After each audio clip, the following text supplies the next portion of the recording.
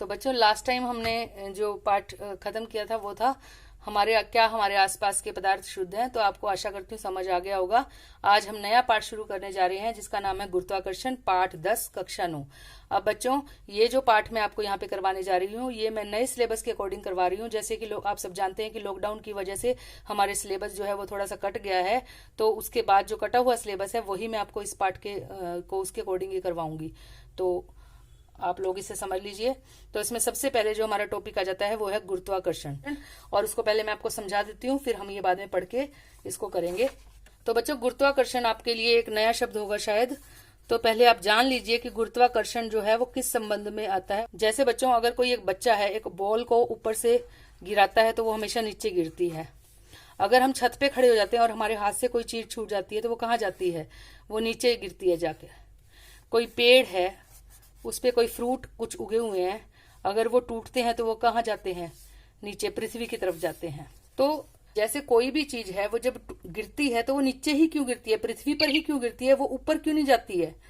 तो इसका जो ये क्वेश्चन है, जो मैंने ये आपको पेड़ वाला दिखाया, तो ये सबसे पहले न्यूटन वैज्ञानिक था, आइजैक न्यूटन नाम था, जिन्होंने मेनली गुरुत्वाकर्षण के बारे में बताया। एक दिन वो पेड़ के नीचे बैठे थे बच्चों, और उनके ऊपर पेड़ पे से एक सेब टूटकर गिरा। जब वो नीचे बैठे थे न्यूटन के ऊपर, तो उनके दिमाग में एक प्रश्न आया, भाई ये सेब जो मेरे ऊपर गिरा है ये नीचे गिर रहा है तो ये ऊपर क्यों नहीं जा रहा है। उनके मन में बड़े प्रश्न उठने लगे कि ऐसा क्यों हो रहा है। गुरुत्वाकर्षण है वो क्या है कि कोई भी दो वस्तुएं होती हैं बेटे, कोई भी दो पिंड का यहाँ पे अगर मैं इस लेसन में कभी भी पिंड का नाम लूंगी ना तो आप इसका मतलब समझ जाना वस्तुएं, वस्तु ये कोई भी चीज तो उसको पिंड कहते हैं यहाँ पे। तो पिंड लैंग्वेज बता रही हूँ मैं आपको, तो पिंड का मतलब होता है वस्तु। तो कोई भी दो वस्तु, वस्तु में यहाँ पे का मतलब कुछ भी हो सकता है, गेंद भी हो सकता है और पृथ्वी भी हो सकती है। वस्तु का मतलब कोई भी दो चीज, तो कोई भी दो वस्तुएं जो होती हैं, कोई भी जो दो पिंड होते हैं वो आपस में एक दूसरे को आकर्षित करते हैं। मतलब मान लो ये दो वस्तुएं ए और बी, तो मतलब बी जो है वो ए को अपनी तरफ खींच रहा है और ए जो है वो बी को अपनी तरफ खींच रहा है, तो दोनों आपस में एक दूसरे को अपनी तरफ खींच रहे हैं। जैसे चुंबक होती है ना दो, उनके विपरीत जो वो ध्रुव होते हैं वो आपस में एक दूसरे को अपनी तरफ आकर्षित करते हैं। इस तरह से पृथ्वी पर या पूरे ब्रह्मांड में, खाली पृथ्वी नहीं, हर जगह पे ही कोई भी दो वस्तु होती हैं वो आपस में एक दूसरे को अपनी तरफ आकर्षित करती हैं, और वही बल गुरुत्वाकर्षण बल कहलाता है। तो इसकी खोज सबसे पहले न्यूटन ने की थी।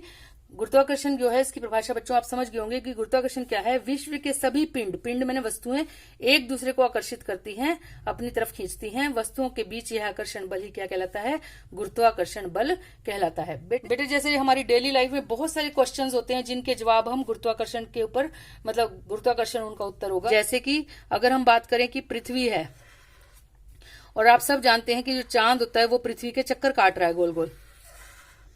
जो चांद है वो पृथ्वी के चक्कर काट रहा है। इसी तरह से जो सूर्य है, सब जानते हैं कि सूर्य जो है, सारे ग्रह क्या कर रहे हैं, पृथ्वी भी और सारे जो दूसरे ग्रह हैं वो भी किसके चक्कर काट रहे हैं, सूर्य के चक्कर काट रहे हैं। तो इस तरीके से सूर्य के जो चक्कर है वो सारे ग्रह काट रहे हैं। ऐसे ही पृथ्वी का चक्कर कौन काट रहा है, चांद काट रहा है। तो इस तरह से जो ये परिक्रमा कर रहे हैं, ये पृथ्वी की चारों तरफ चांद कर रहा है या सूर्य की चारों तरफ सारे ग्रह कर रहे हैं, ये भी गुरुत्वाकर्षण बल की वजह से ही होता है। तो मैं इसका उत्तर आपको समझाती हूँ कि कैसे पृथ्वी के चारों तरफ चांद चक्कर काट रहा है या सूर्य के चारों तरफ सारे ग्रह चक्कर काट रहे हैं। तो इसको मैं आपको एक्सप्लेन कर देती हूँ। तो बच्चों जैसे कि मान लो एक बच्चा है जो कि अपने हाथ में एक रस्सी लिए हुए है या कोई धागा लिए हुआ है जिसके ऊपर एक पत्थर बंधा हुआ है, और उसने हाथ से उसको पकड़ा हुआ है। अगर वो उसको गोल गोल घुमाता है इस तरह से, तो क्या होगा, पत्थर जो है वो ऐसे गोल गोल चक्कर में घूमेगा। लेकिन वो क्यों गोल गोल घूम रहा है, क्योंकि सेंटर से उस बच्चे ने हाथ से वो एक बल लगा रहा है, वो बल की वजह से ही पत्थर चारों तरफ घूम रहा है। और जो ये पत्थर है इसकी जो त्वरण है वो बढ़ता जाएगा। तो ये जो सेंटर में जो बच्चे ने बल लगाया हुआ है यहाँ से, वो बल के कारण ये यहाँ पे गोल गोल घूम रहा है। इसी तरह से जैसे पृथ्वी है और ग्रह उसके चारों तरफ चक्कर काट रहे हैं गोल गोल, क्योंकि सेंटर की तरफ से एक बल लग रहा है, और ये बल जो ये वस्तु का जो केंद्र है वहां से लग रहा है, उस बल को बोलते हैं अभिकेंद्र बल। अभिकेंद्र बल। और इस बल की वजह से जो वस्तु है वो त्वरित भी होती रहती है, मतलब जो उसका त्वरण है वो बढ़ता रहता है, एक्सेलरेट होती रहती है वो। ये आपके मन में ये प्रश्न आ रहा होगा कि यहाँ पे अभिकेंद्र बल की वजह से वस्तु गोल गोल घूम रही है, और अगर हम ये बल ना लगाएं तो क्या होगा। तो अगर हम बल ना लगाएं तो क्या होगा, इसका मैं उदाहरण आपको दे सकती हूँ। जैसे वो बच्चा पत्थर को गोल गोल घुमा रहा था, जैसे ही वो उस रस्सी को छोड़ देगा तो क्या होगा, वो पत्थर क्या गोल गोल घूमेगा? नहीं।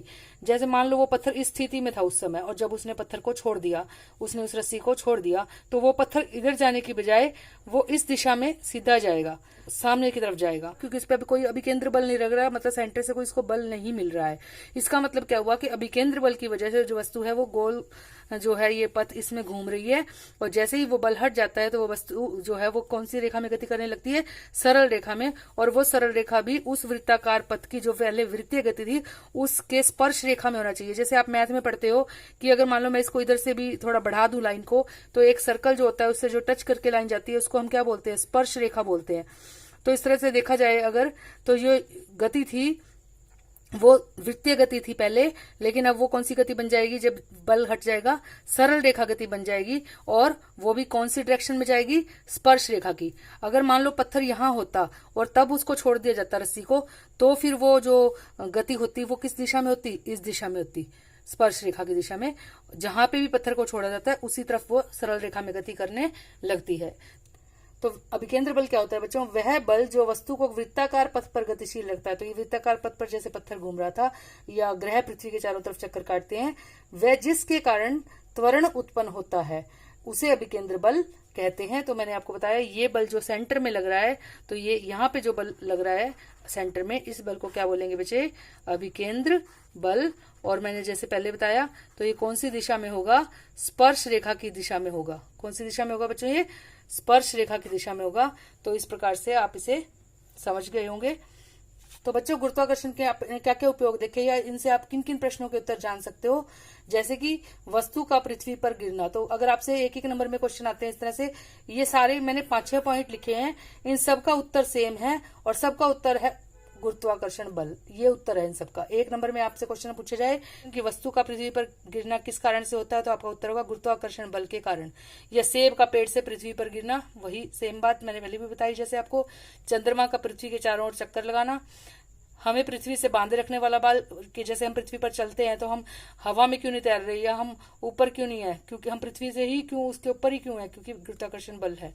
चंद्रमा व सूर्य के कारण ज्वार भाटा। चंद्रमा और सूर्य क्या करता है? जो समुद्र के जल है उसको अपनी तरफ आकर्षित करता है, जिसकी वजह से दिन में एक बार जो है समुद्र का जल है वो ऊपर चढ़ता है और एक बार नीचे उतरता है। इसको ज्वार भाटा बोलते हैं। वो भी गुरुत्वाकर्षण बल के कारण होता है। सूर्य के चारों ओर ग्रहों की गति भी गुरुत्वाकर्षण बल के कारण होती है। तो इस तरह से आपको समझ आ गए होंगे गुरुत्वाकर्षण के उपयोग। तो बच्चों जो मैंने आज आपको करवाया वो समझ आ गया होगा, तो इसे अपने फ्रेंड्स के साथ भी शेयर करना वीडियोस को, ताकि वो भी इसका फ़ायदा उठा सके।